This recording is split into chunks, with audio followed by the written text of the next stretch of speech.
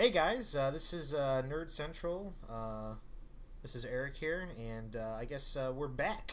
I back in 2016.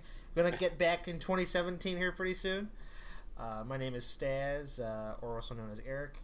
I'm with Matt Hello. and Mike. Hello again. And unlike last time, I believe Mike was in Cleveland was the last show. Now Mike's in LA.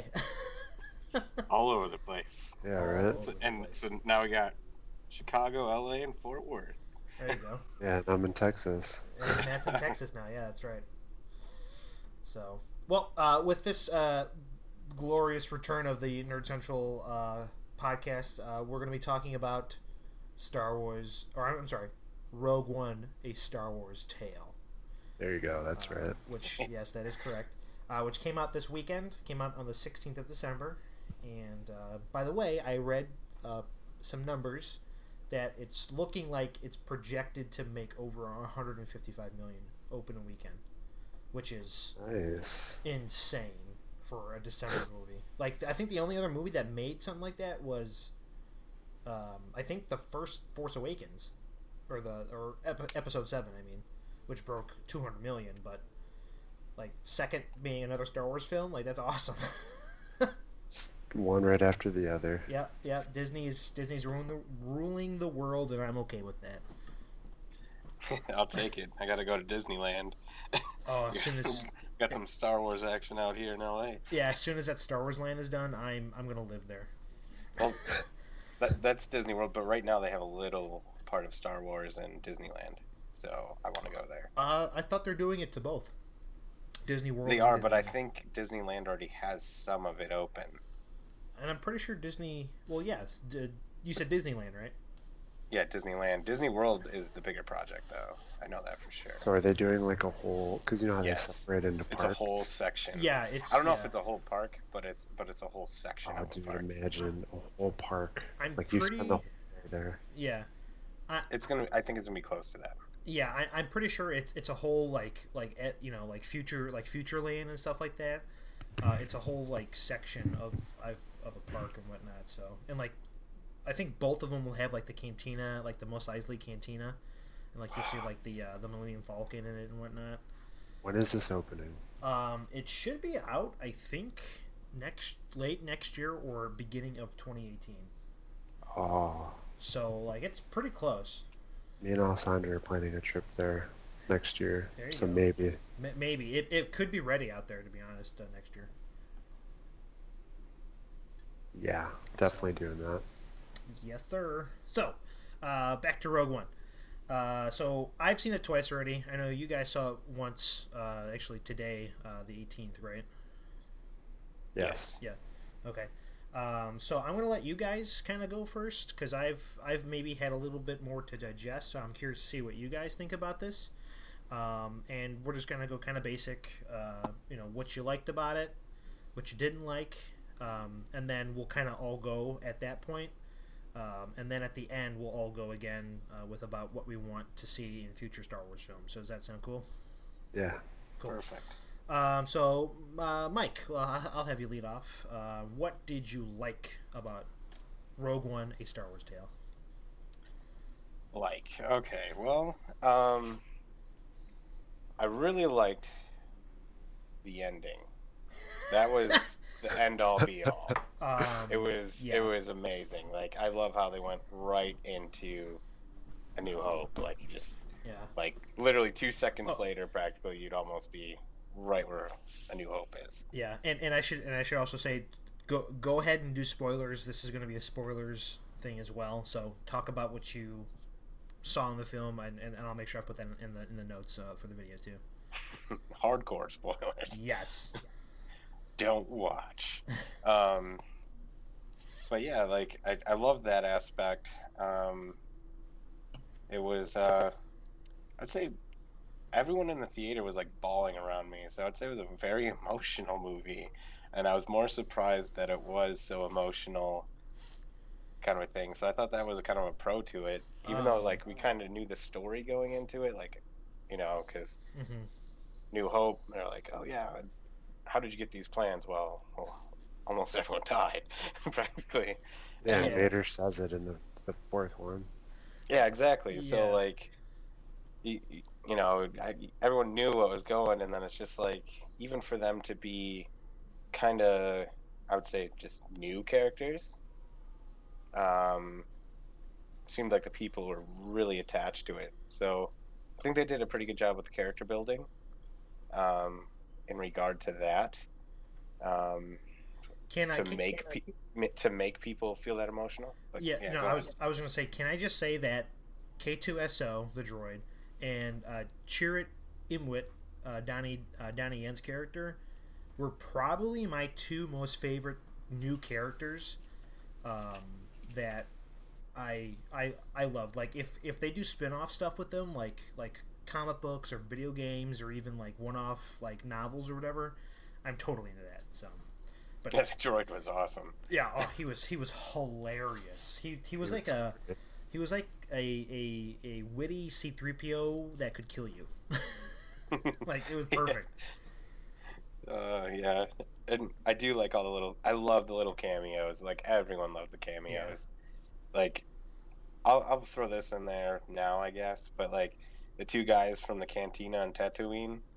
Yeah, Yeah, yeah, um, that was great. yeah, when I saw that I'm like, "Oh, they're not the same guys."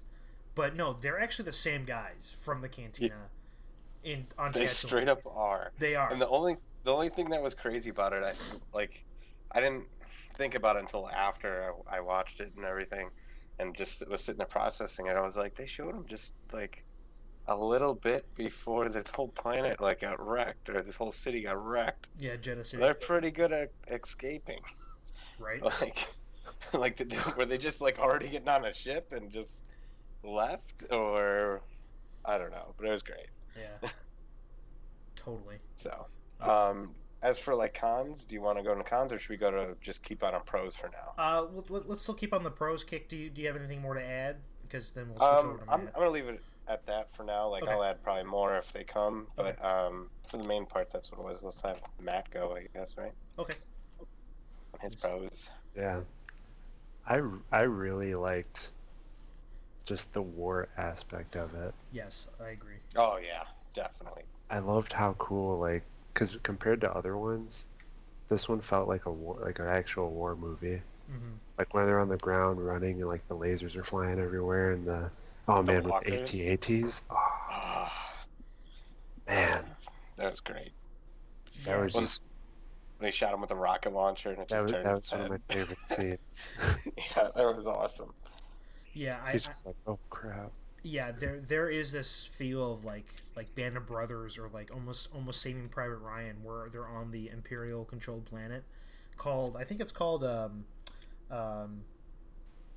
I want to say like Ceruleum or Cenium or something like that. Um, but yeah, seeing an actual tropical planet with beaches or small little sand marshes, that was actually really cool too.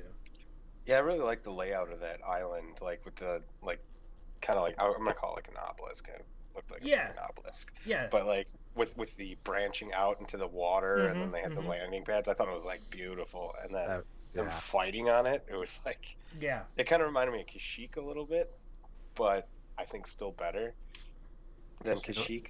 it almost made me feel like Battlefront 2. Yes, There you go. Just like yes, huge war going on. Yes, I agree. There's that aspect of again of that Saving Private Ryan slash Band of Brothers, like, we know that we're going to go on this last mission and we're all probably going to die, or if not, very few of us will survive. I'm And pretty sure they all died. well, yeah, but I'm saying at that point in time of the movie, Yeah, like they were still thinking that, like, Bodhi, the Imperial defector, was like to or Caspian, Captain Caspian to Bodhi was like, you're gonna have to keep those engines warm or we're all gonna die. But inadvertently, spoilers, they all die. So, Matt, anything else you want to add? Oh man, I love the Easter eggs. Yes. They were so great. seeing C-3PO and R2-D2, and Mm-hmm. then Mm-hmm. um, What there's another one. What'd you think about seeing? Now this is during the fight over the shield um, part of the planet, where the slightly plumpier he was almost like Asian, but his call tag was Red 5. Did you guys catch that? Oh yeah, and that Yeah, was And that's that's what and Luke. that's yeah, and then Luke takes Luke over. Squadron, Yeah, right? yeah. He takes over that Red 5 spot when he in A New Hope. And then the gold leader was like Yep, Gold Leader. the He's also actual gold leader. yep, exactly. That was really cool. Oh yeah. And the movie just like seamlessly flows into New Hope. Like you could just put in a New Hope and just perfect. Yep, and I that's what I honestly did. feel like the pro of this now is you could start there. You can say screw episode 1, 2, and 3, and you could just start at this movie because there isn't really any introduction, like with the drop down list and everything, and then just go through the series up till 7. And look, one more thing, like this movie tied up so many of the questions that people had in New Hope. Like, Yes. oh, why does the Death Star have that one spot? Why would Yeah. they do Yeah, that 2 meter wide opening hole, that's literally a kill switch for the whole station. Like, why did It's the like, Empire forget about plugging the hole? now we know because Urso did it. Yep, Galen Urso, the father of Jin Urso. It's kind of funny, isn't it? Yeah. Well, yeah, I mean, that was one of the criticisms of Lucas's original New Hope draft was like, well, how did the Empire let this slip? Like, it's always been in the question of all, like, Star Wars fans, including, I'm sure even some of the writers and whatnot, like, the hell? And how cool is it seeing Bail Organa? Oh yes, I forget his the actor's name, Jimmy Smits. Jimmy Smits. But yes, seeing him as Bail Organa again, and how about the name drop of his Jedi friend in exile, as Mon Yeah. Mothma was talking to him about it, and he's just like, he's been in exile for a while, and he's fought with me in the Clone Wars. I will go send for him, and Mon Mothma was just like, well, you need somebody that you can trust to go get him. And then he's like, I trust her with my life. I'm like, oh, he met Leia. Yeah, right. Yeah, that What do you was guys exciting. think of CGI Leia? And I was gonna bring that up later. Like that was one thing I had on my list here. I was like, they did a really good job. Like it was I really good. So was Tarkin. So, yeah, the Tarkin was great too. There was a couple scenes though where he looked a little more skeletony than the other ones. You could see it a little bit, but it was still amazing. yeah, so I do agree after my second viewing and actually looking at Tarkin a little bit more. It's the first time that we see him. He looks a little fake, a little uncanny valley, if you will. But the second time where he's in, with Krennic and the other Imperial generals and admirals looking down at Jeddah, he looks more like a real person. Um, but Tarkin, Leia, and I think Gold Leader were all that CGI Yes, Gold stuff. Leader was. Uh, unless they had old stock footage of Gold Leader that they didn't use in A New Hope, which is possible, and they just edited it to To make standards. it look more modern. Yeah, Yeah. but I'm very contemporary. yes, contemporary is the word I'm looking for. But yeah, their technology is phenomenal with that stuff. I mean, it's kind of creepy if you think about it that Tarkin in Rogue One had more screen time than he actually did in A New Hope. Right. It's true. It's so weird. It's really weird, and it's it's mind boggling to think about. And then he's in Rebels, right? Yes, he is in Rebels for a couple episodes as well. Of course, not. He's not the CG character, but he's a cartoon character. But, Right. stuff like that. I love the fire when ready again. Yes, you may fire when ready, Commando, and you hear boo. That was great. Yeah, and they got that whole like lived in feel, and like when you're actually in the Death Star, you got that Imperial like new smell, if you will. Like everything felt like it was from A New Hope. You know what I mean? Yeah, and man, when the Death Star showed up, it actually made you feel like this is terrifying. Well, yeah, both times. After they showed the city blow up, then you're like, oh man, here it comes again. Yeah. Yeah, because you just didn't do it justice before, but yeah, it's being so new. I loved them assembling it in the background when Tarkin was like talking to what was the guy in the white Director Krennic. to Krennic, and they had them like installing the shield part of the laser.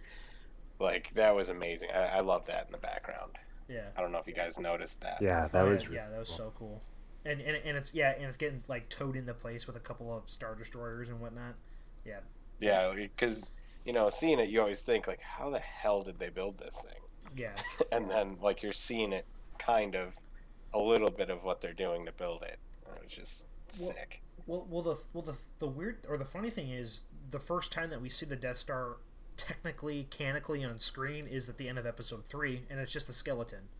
Like it's like two or like four spheres with that are just connected in a circular way. They're like, oh, hell, it's the skeleton of the Death Star. But then it takes you 20, and then it takes them what, like 20 years for them to actually finish it. Like that's insane. Yeah.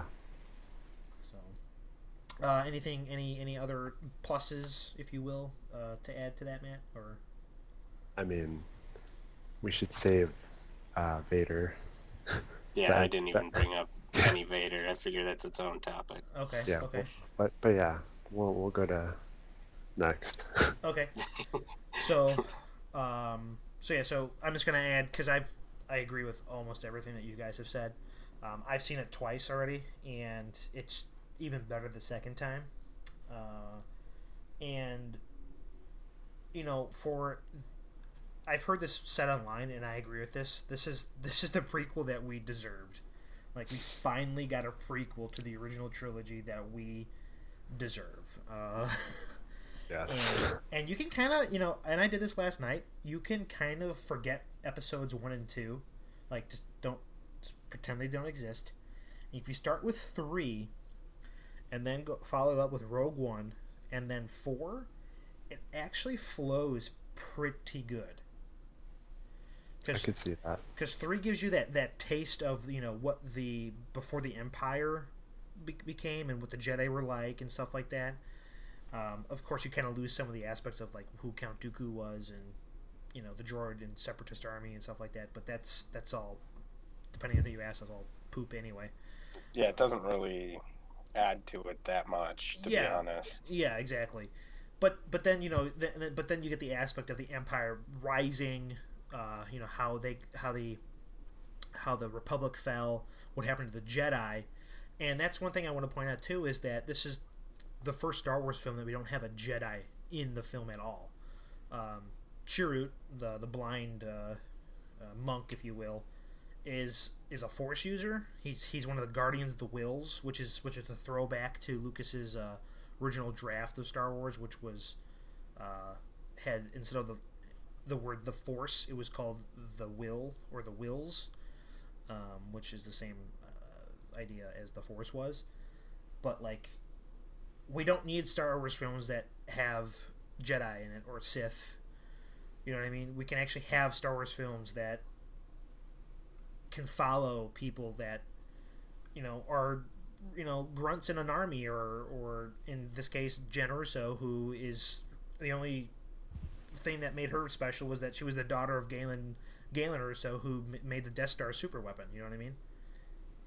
Yeah, She really didn't have any big connection to the whole thing. She just got thrown in it practically. Yeah.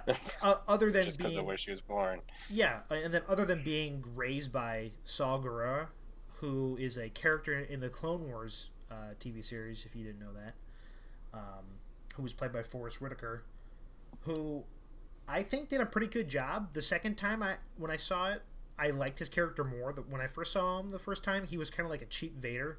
Like, he was all mechanical. He had to take a special breathing apparatus. But after I saw it the second time, I'm like, all right, this is somebody who has been fighting the Empire probably since its conception. since day one, That's true. and like you know, Well, I mean, you've seen him before where he wasn't that beat up when he found her. So that was all probably while he was raising her too. correct, yeah. I mean, he was still. I mean, if you looked at that little monitor where Jen's mom first contacts Saw, Yeah. you do see that breathing apparatus on him, but yeah, he doesn't look too beat up. You know what I mean? He still looks like he's been through a lot, but not to the extent that he was when we saw him in Jeddah. And um, the the aspect of him being a extremist on the rebellion side was actually kind of cool too. I was talking to Jason, and he saw the film too, and both me and him agree that seeing the rebellion as this, you know, take every chance you get, not squeaky clean, I will shoot you behind your, you know, in your back kind of mentality is how, you know, we've always wanted to see the rebellion, I guess you can say, or we always thought that the rebellion is, and that the saga movies don't necessarily portray them that way.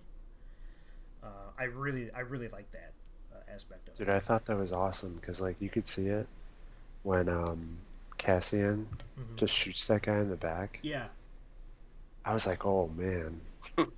yeah, Yeah, they're not all clean. yeah. And for a minute there, I thought maybe he like put him to sleep, or like he like tranked him, but then he puts his gun in his belt buckle, and I'm like, oh, he's a get it by the done, or get it done no matter which way goes kind of a guy.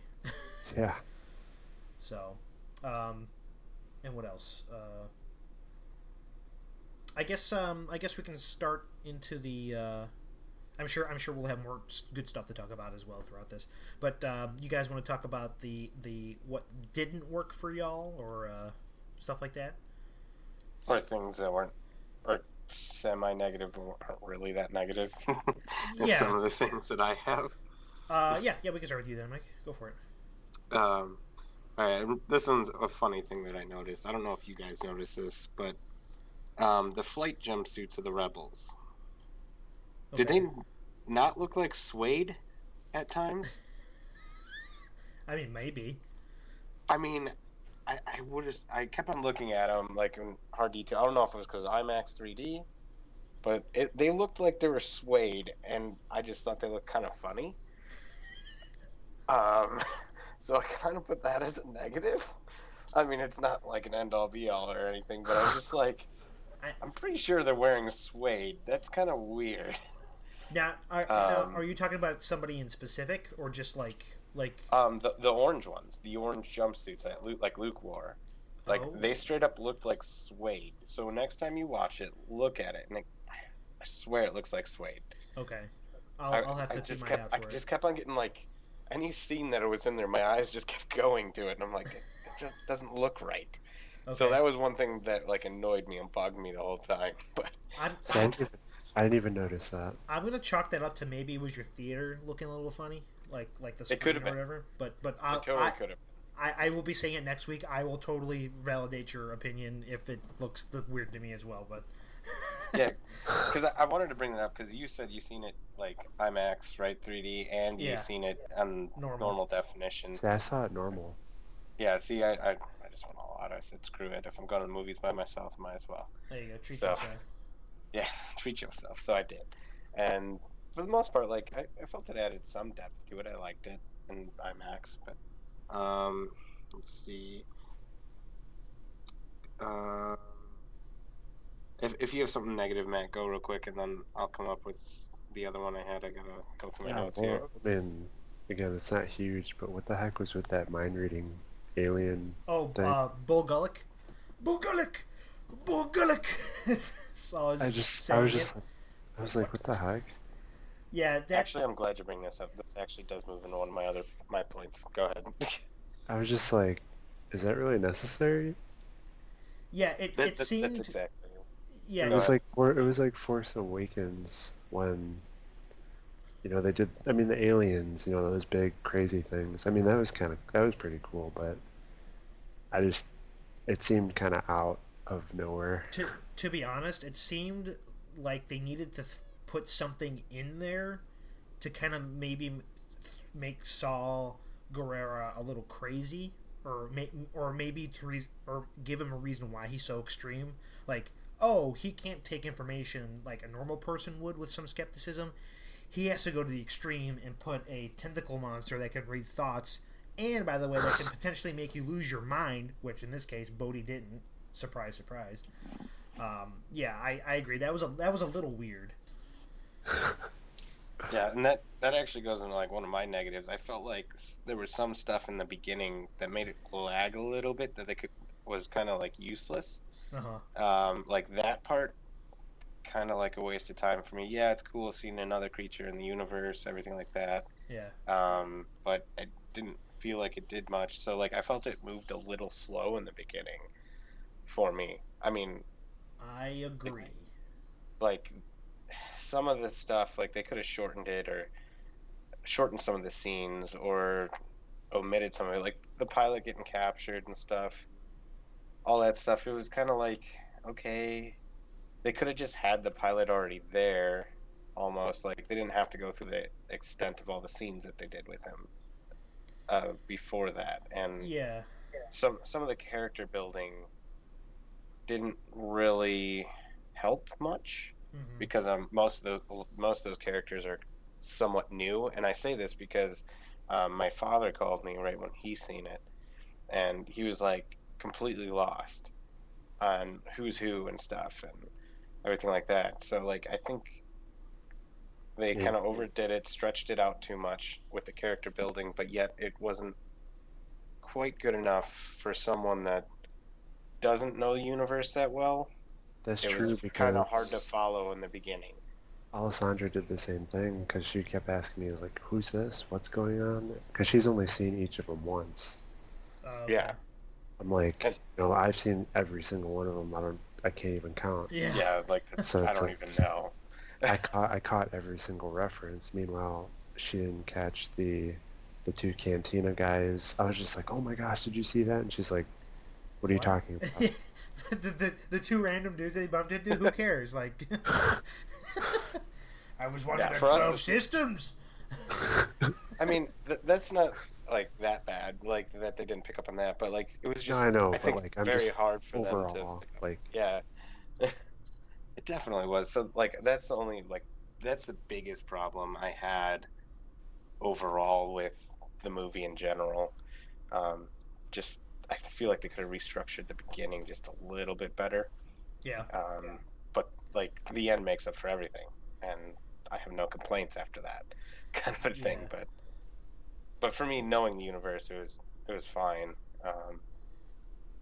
But like I said, my dad talking about it really made me think about it as I was watching it because he's seen it before me. Surprisingly, wow, I really was behind on this one, but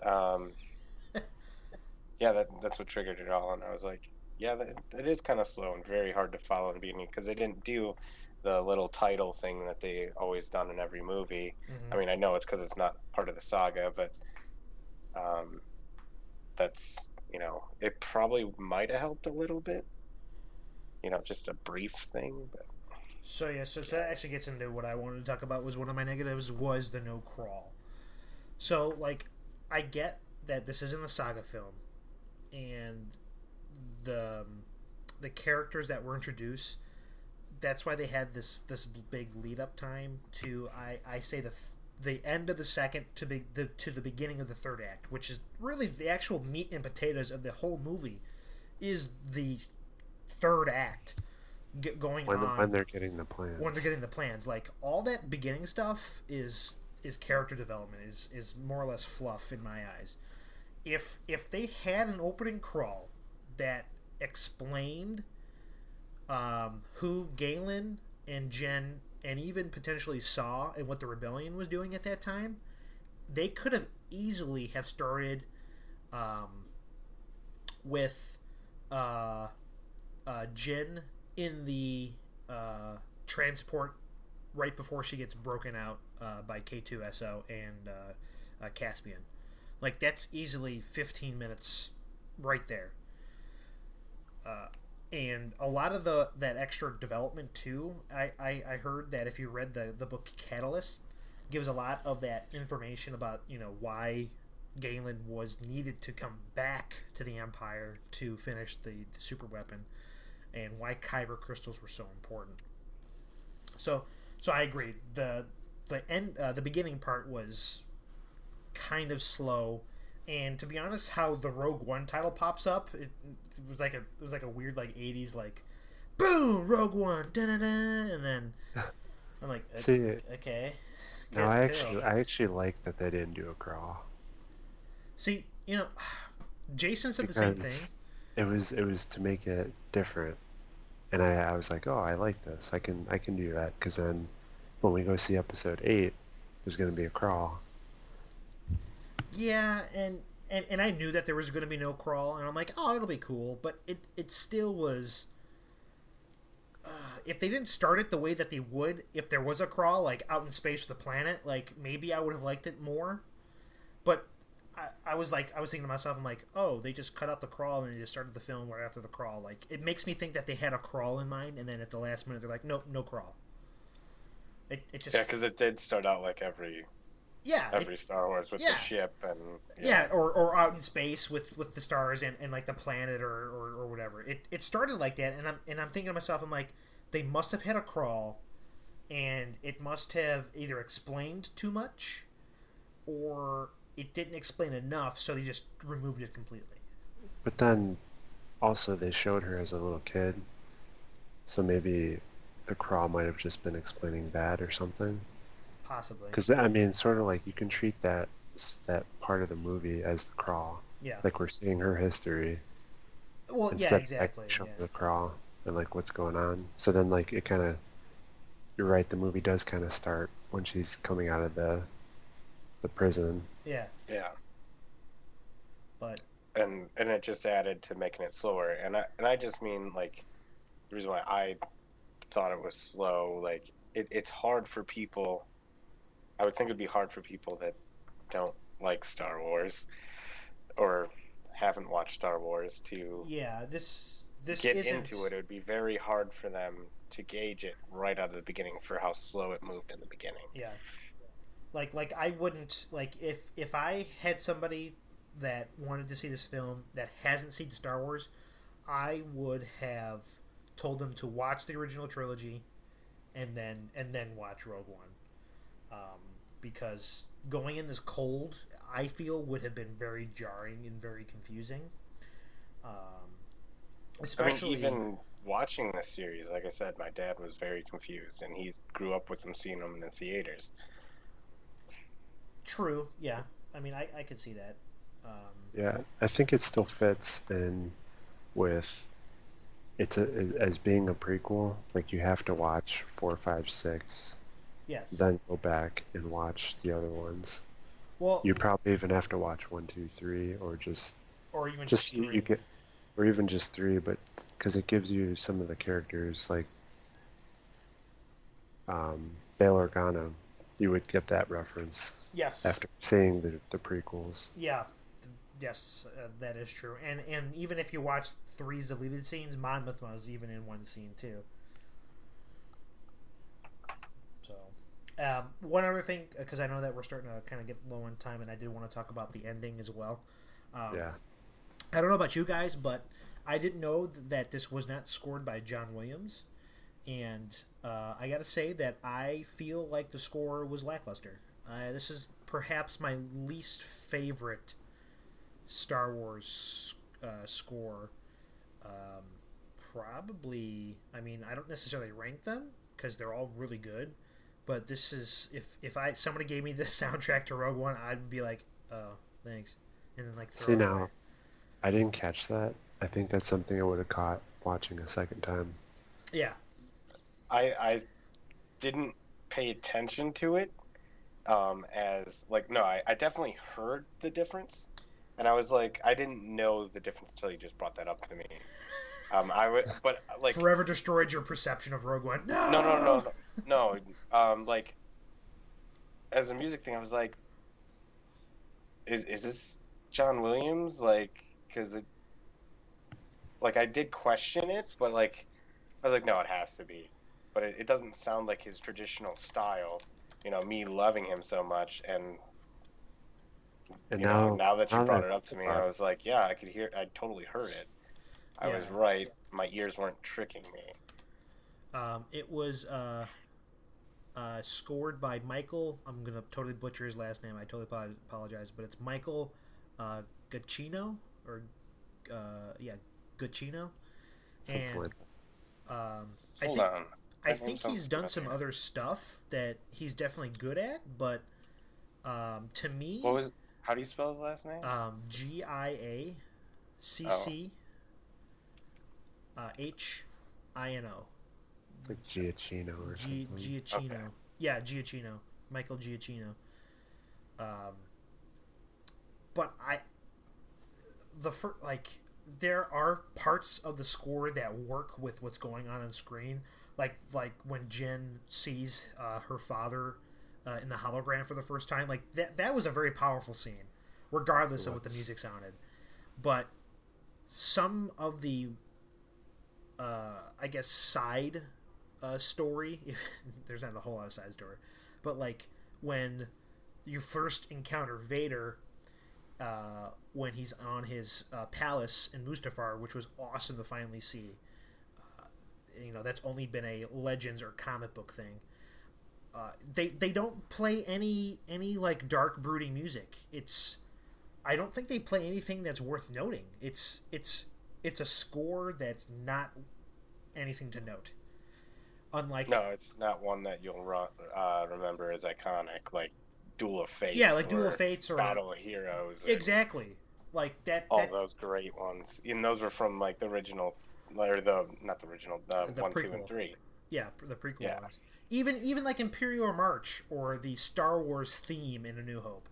Like there's nothing that yeah there are hints of it, there are tastes of it, but nothing that was like damn that score man I wanna pick that up like the Snoke theme in episode 7 was awesome. Like I got the soundtrack for 7. And it's a bunch of guys just going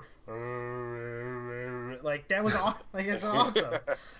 See, now I do think that's kind of nice though, because then it differentiates. Again, it's the same thing with the Craw. It's Yeah. kind of like giving the stories like their own thing, so they give maybe the next Star Wars story will have someone else doing the music or something. Well, I yeah. don't know. I see a pattern here with Michael Giacchino. Um, I'm looking at some of his past ones. He did Jurassic World, which we all know Jurassic Park Oh, okay. is a John Williams thing. Yeah. That's funny. So If this I'm not might be a guy that John Williams really well, trusts. yeah. If I'm not mistaken, I think Michael is like a protege of Williams. If I'm correct, they've That's the definitely way it worked. looks. Yeah. Apparently, he's doing Star Trek, or he did He's Star doing Trek. Yeah. Spider-Man Homecoming too. Planet of the Okay, cool. Apes. Um, So but But hey, we'll see more of what. let's go to Vader. okay, yes, Vader. I guess we should talk about his palace scene really quick. Um, Yeah, I that. Oh my gosh. I think that was awesome to see him in the back to tank in the palace because in that first trailer that we saw of Rogue One with that hooded cloaked guy walking towards this tank. There's 2 red guards. People are like, "Oh my god, who is that? Who is that in the tank? Who's that walking? Is that Vader walking? Is that the Emperor? Why is he kneeling? Oh my god! Oh my god! Oh my god!" And we're answered. That's Vader in the tank, and that's they're calling him Darkside Alfred online. Um, and it actually kind of makes sense that if Vader's not hunting down Jedi or not being not going to work, so to speak, he would try and kind of repair himself in a way, or kind of heal himself, because from episode 3 he's a charred piece of bacon. Okay, when we see him briefly in 5 and see his face in 6, he's not so icky. You know what I mean? Right. He's got his human face, so to speak, and it would make sense that somewhere in the middle, in Rogue One, so to speak, he's kind of like chilling in a back to tank or some sort of healing tank that he can relax, potentially meditate, do something dark sidey or whatever. But I really like that. And then seeing him, walk up to Krennic, and Krennic's just like, oh shit, why'd I come here again? He's like, I should not have gone to Darth Vader for my problems. His scenes were so powerful. Yes, I agree. One thing I liked about this was them showing the names of the planets a lot more. Like in the bottom right. Yeah. But on Mustafar, because I'm pretty sure it was Mustafar, yeah, it's Mustafar. They didn't show it. Yeah. There was still no label to it, and I was like, why would they not label that? But we all figure from seeing the third one that it's Mustafar. But I love that they did pick there, because I think in like comic books and writings and stuff, wasn't it like a swampy area that he was originally like made, like a Snake Mountain or something like that? I heard Snake Mountain in regards to his that's palace? where like one of his palaces were, like in some of the early writings of Star Wars, like way back when. Actually, no. His palace was actually always associated with being on something volcanic or rocky like that. If I'm not mistaken, that whole obelisk quasi castle is something very, very close to Ralph McCormick's original sketches back during the production of, I believe, 5? Yes. Oh, that's cool. Yeah, because Empire Strikes Back, again, this is, I'm totally pulling this from memory. I could be mistaken exactly when this was used, but they were actually going to show the Emperor and Vader, and the Emperor was going to be in this like subterranean like lava throne, but Vader would then go back to his castle or his own throne, which was on a side of a volcano and stuff like that. So we got a taste of that Mustafar planet in 3, which also harkens back to Ralph McCormick's sketches of that lava stuff. I totally agree that totally cool to finally see on the big screen. So, but I'm sure y'all want to talk about the ending. Oh man, I was freaking out. Yeah, twice. Like I said, I saw this movie twice. Both times I got teary-eyed. It's such a awesome scene for somebody like me who loves Vader. Like, I know he's a bad guy and stuff like that, but I love Vader to death. Okay, he's my all-time favorite character in any sort of literature, cinema, history, whatever. And seeing him do what he's done, that I've only imagined in my head or have only seen in video games or comic books, finally on a big screen. Oh man. Oh, I'm getting shivers thinking about it right now. It's.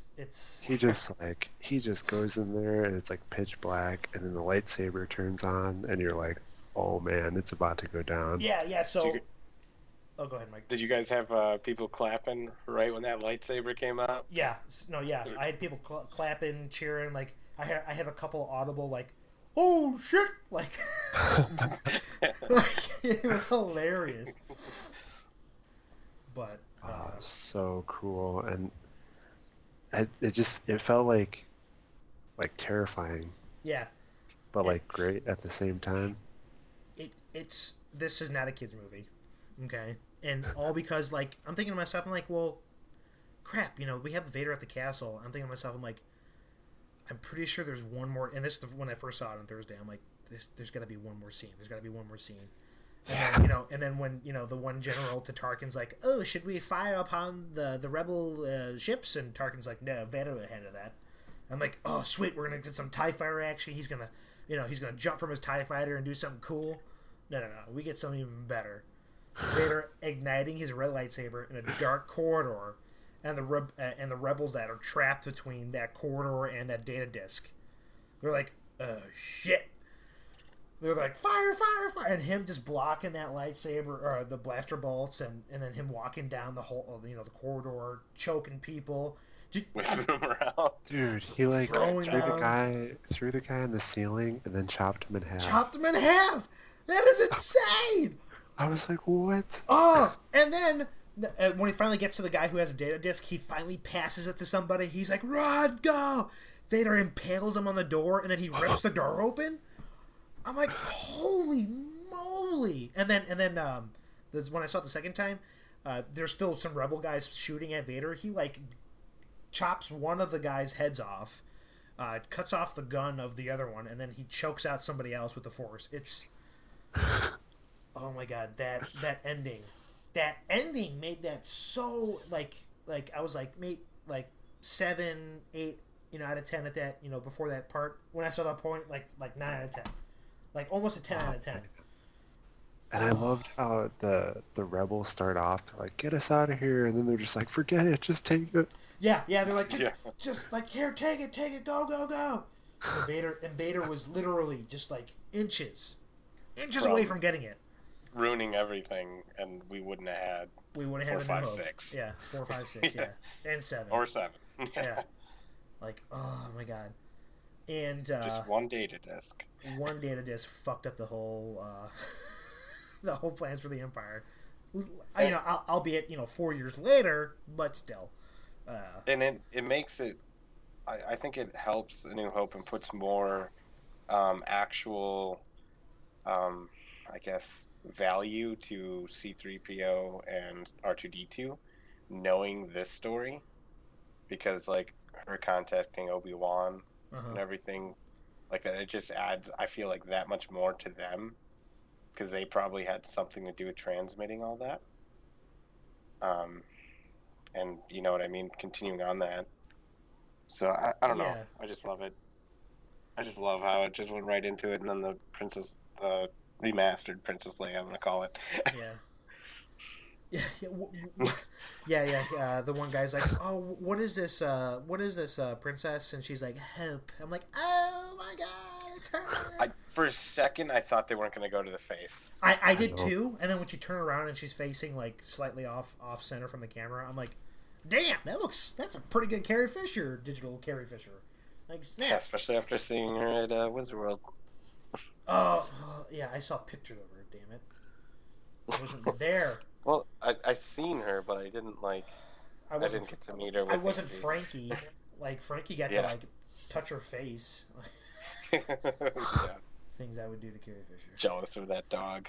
Yeah. So, anything else you guys want to add? Anything negative, positive? Talk more about Vader. I can talk about Vader all day. I want to see it again. Yeah, definitely. Yeah, That's hands down. I'm looking forward to seeing it again with my parents. Like just because of the Vader scene, I told them about it. I'm like it's something that you that you want to share with people. You know what I mean? Like even with Force Awakens, like the whole experience of that movie was awesome, and that I wanted to share it with other people. But like it's like Rogue One is a great film, hands down. 9 out of 10. It's in my top 3. But that Vader stuff at the very end, I want to like put it in little gift bags and give it to people if I could. Just don't tell them about it, and just let them experience seeing it. Yeah, seriously. Yeah, like I only watched one trailer going into this. I did not watch any of the others. I did not read anything on it, and I've gotten away with watching that stuff just because I feel like it's so much more going into it, not knowing absolutely nothing. I just love it that much more. Yeah. One thing I thought I would bring up, just because I think it's funny, is I'm pretty sure I heard about 3 or 4 Wilhelm screams thrown in there. You probably did. I think I heard it like at least 3 times. They're kind of like masked pretty well with like explosions, but they totally were there. I'm pretty sure. Yeah, come to think of it, I think I heard one where when the insurgents first attack that like little battalion on Jeddah City with the Kyber crystals. I think I heard one there, and I think I heard another one where the Hammerhead Corvette plows into the disabled Imperial starship. Dude, that was which awesome. was awesome. I think I have an idea. Get a Corvette. Yeah, get on a Hammerhead Corvette. As Admiral Akbar's cousin-in-law says. I forget his name, unfortunately. And that's not Admiral Akbar's cousin-in-law, but yeah, as he rams it. Yeah. and then that as he rams it in, as his Corvette is ramming the Star Destroyer, it basically cuts the other Star Destroyer in half, and like people are like quick reverse, get the hell out of here! And they just get just wiped out. Like, oh my lord! I don't know if you guys felt this at all. Like, did you feel like any of it was like, oh man, this is like when we played Star Wars D&D? Like when Vader was killing all those people, I was like, Yes. He was this is rolling like that crits one on that every- creature I made where I was just slicing through people. I always think of our bad campaign when we were in the Converse and just wrecking house. Just killing everything. And then in my head, I was like, oh, what's his name? The monk? Oh, Chirrut. Yeah, I felt like, I was like, oh, in D&D terms, he's force sensitive but doesn't have abilities. Yeah, he didn't take the Jedi class. Yeah. Speaking of which, really quick before we move on to our last little tidbit, where he's on Edu, and he follows Jin, and he's getting ready to fire off that his blaster, and he takes out that TIE fighter. I didn't realize that, but he breathes in his hand, kind of makes a fist, then goes to his gun, shoots the TIE fighter out of the air, which was phenomenal.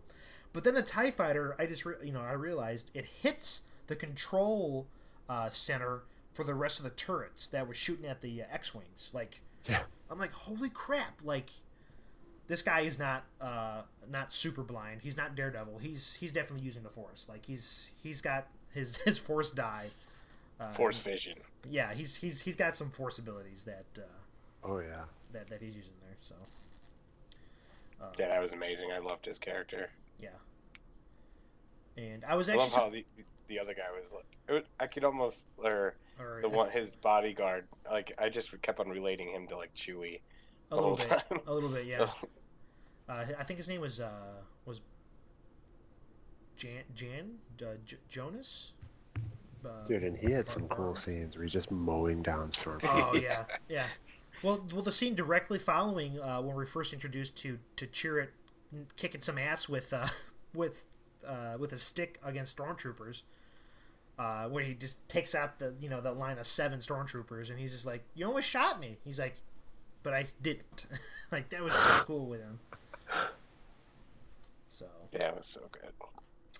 Okay, well, I know we're starting to kind of hit on time here, and I did want to talk about what you guys wanted to see moving forward with Star Wars films, and I'll start off with this, and this is both, saga and non-saga or Star Wars tales. I'm actually cool with seeing more stories that aren't necessarily tied to anybody specific. It was cool to see Vader in Rogue One, but I would be cool with seeing like a gangster Star Wars film or something of that effect, or the fall of Jeddah, for example. Like, how did Jeddah fall, and why are there no more Jedi in Jeddah? You know what I mean? Stuff like that. They have really good writing. They clearly know that Star Wars is a property that can give emotional, scenes and make you, think about, is the rebellion really good? Is the rebellion better than the Empire, or are they same as the Empire? Just because you label one thing, the rebellion, are they really, not, are they the same as the Empire? Would the rebellion do what the Empire is doing if they had a super weapon? Stuff like that, and it kind of changes, or I should say, it brings in to the mainstream of what a lot of our Star Wars fans used to have in Legends. There were books that happened in between, 3 and 4, and expanded upon similar situations. Most of the stuff happens, after the end of Episode 6, like the Thrawn trilogy and stuff like that. But, I am totally ready for the Han Solo film.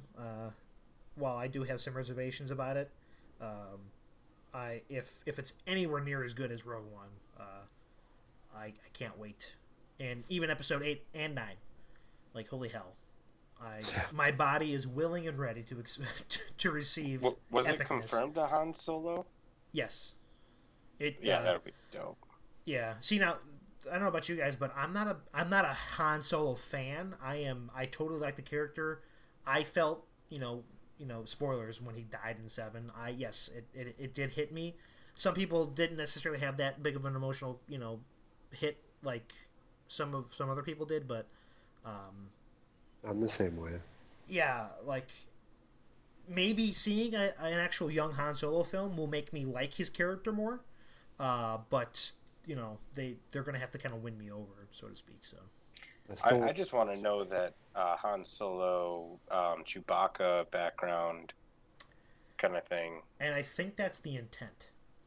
And yeah, it's mainly about Chewbacca. It's for me. Like, I just, like, how do you become like so tight with a Wookiee? Like, right. That's what I want to know. Yeah, I totally would love to see if like Han and Chewie try and pick up like alien chicks or whatever. And young Han Solo. That'd be hilarious. It's like Han Solo in college. Hey, Chewie, you want to go down to the Tashi Station bar and pick up some toilet chicks? Well, make sure you comb that ball hair, sir. Anyway. But what about you guys? What do you guys want to see moving forward? Saga film or? Can I get an IG-88 movie? That would be cool. Now, I guess I should say, I don't necessarily want to see side characters with movies. Like oh my god, we have to have a IG-88 movie, or we have to, It'll be bounty hunter movie, and it'll have all the bounty hunters. Now that would be cool. And if I'm correct in thinking, that's what Rogue One was going to be about, actually. Or the original rumor was a band of bounty hunters get the Death Star plans. But, yeah, that would be cool to definitely see more background to all the different bounty hunters and scavengers and that. They could almost probably do that with the Han Solo movie now. Yeah, there's a rumor that we might get a little bit of that. Yeah, there's a rumor that Boba Fett's going to have almost like a Darth Vader type role in it. Maybe a little bit more screen time than Vader had in Rogue One, but he's going to be potentially in the Han Solo film. There probably will be because you'll probably get the history of the Hutts with him. They might do the race with him. The Kessel Run. The Kessel Run. Yeah. And it's 12 parsecs, okay? Yeah, okay. Doesn't make any sense. Yeah. Measurement of time, whatever. So. Yeah. What else? I think that's pretty much it. I mean, I could talk about this movie all day if I had to. I think we all could. Yeah. Yeah. But I'm liking what Disney's doing with the Star Wars franchise. Lucasfilm so far, in my eyes, has hit two out of the park home runs. Force Awakens was phenomenal. I thought that was one of the best Star Wars films at that time. And now Rogue One came out and is questioning my original belief in that. If I had to rank, my top 3, it would be Empire Strikes Back, Rogue One, and then, depending on what day you ask, it's either Force Awakens or Revenge of the Sith is my 3rd. So. Wow. Yeah. See, I like Return of the Jedi a lot in that one, but definitely Empire Strikes Back is the best one. Yeah. For me. A lot of people, it's either Return or Empire. Just their type. Yeah, I'm Return just because my family watched it more. There you go. That makes sense. Yeah, I would go Empire Strikes Back, Return of the Jedi, then Force Awakens, then Rogue One, then New Hope, and then probably 3, then 1, then 2 probably. Yeah, 2. Yeah, Episode 2, Attack of the Clones, is on my dead last list. It's not because it doesn't have good stuff in it. It's just the overall tone and I don't like sand. It's coarse and it goes everywhere. Like little whiny bitch Everyone's Anakin. been making fun of that. It's great. Oh God, I like mean, when if. you gotta admit though, when we saw it, it was awesome. Oh yeah, no, no, yeah. Don't get me wrong. Yeah. Like as when I saw it in still middle wasn't school. Star Wars back then. Oh Yeah. yeah, It's but because we were little. yeah, and we didn't understand what coarse and icky sand does. So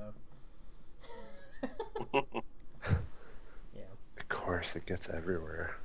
I should stop everybody from dying. Anyway, um, I need to so go to bed. yeah, yep. That's gonna be our cue. We're gonna end on that. Thanks again, gentlemen, for on this resurrection day of the Nerd Central podcast with Rogue One as a review and thoughts, I guess, spoiler review and thoughts. Again, my name is Eric, or known as Staz, and I was with Matt and Mike. And See. any closing thoughts, guys, or? Let's rock this Star Wars universe, man. Just keep on rolling. Keep on I rolling. love it. Keep on rolling. There you go. Love it. All right, gentlemen. Thanks again. And all you listening out there, you can still find us on Facebook at Nerd Central Cosplay. And our YouTube channel as well, the same name. We have to rebuild the website. Yes, the websites. We're going to get on that as soon as we can. I know, Mike, that was kind of your thing for that, but And it probably will still be my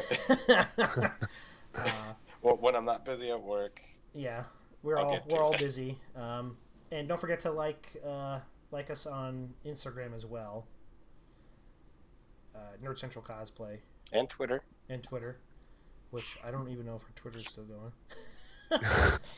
We probably haven't. Joey hasn't probably updated that in a while. Probably not. But everyone, every week I get a couple of new views on our Facebook channel, so we're not quite dead yet. We're like Brent Vader at the end of episode 3. It's rebirth. It's rebirth right now. Yes.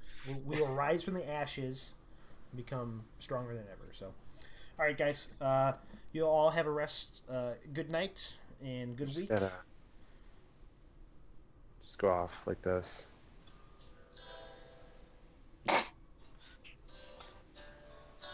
Is that the Logan trailer? Yes. Oh. That's funny. On that note, guys, Logan's coming. It is. Have a good night. Yep. May the Force be with y'all. Or I'm sorry. I am one with the Force, and the Force is with me.